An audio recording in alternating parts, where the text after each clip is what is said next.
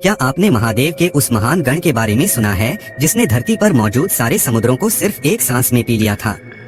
हाँ, हम बात कर रहे हैं महान तपस्वी महर्षि अगस्त्य की। लेकिन आखिर एक आश को ऐसा क्यों करना पड़ा?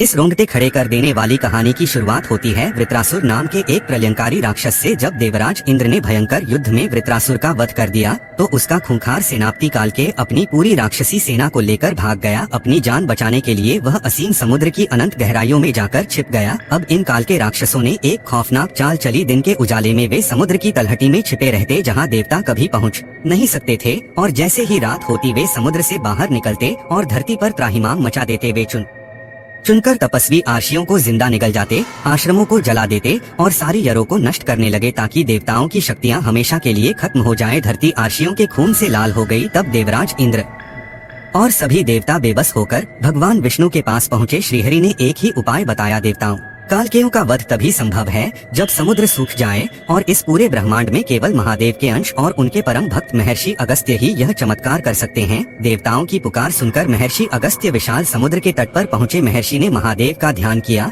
और अपनी हथेली आगे बढ़ाई, और फिर ब्रह्मांड का सबसे अकल्पनीय चमत्कार हुआ। हजारों योजन में फैला वह गरजता हुआ असीम महासागर महर्षि के प्रचंड तपोबल के आगे विवश हो गया।